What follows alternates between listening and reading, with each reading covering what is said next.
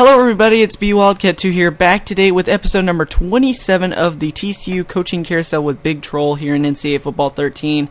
Last week, we wrapped up our regular season with a convincing victory over the number 2 Oklahoma Sooners. We're number 1 in the country. This is basically letting you know that Brian Kemp was Player of the Week for the NCAA and the Big 12 last week with his performance against the Oklahoma Sooners.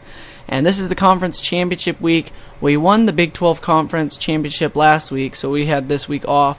We're number 1 in the country, had a bye week off. We didn't have to recruit or anything, so we're advancing to bowl season. Now, if we can remain at number 1 through the conference championship week, or at least one of the top 2 teams, then I don't see why we won't be in the national championship game.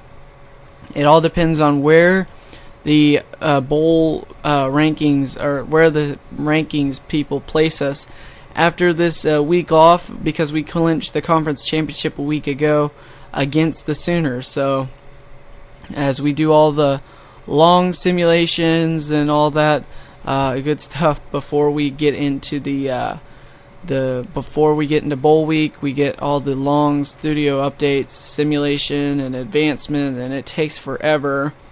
And Brian Kemp finishes in 5th place for the Heisman Trophy, but the halfback from Georgia ends up winning it after all. So tough luck there for Kemp, but at least he did get a few votes. So he wins the Davey O'Brien Award. Brian Kemp does.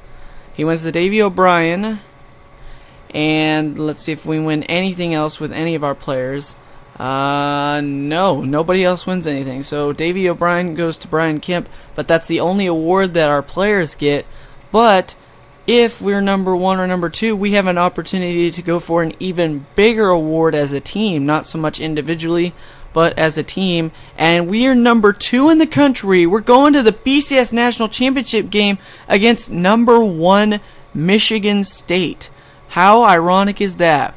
The 2 series intercollide at the end. We'll see you next time, guys.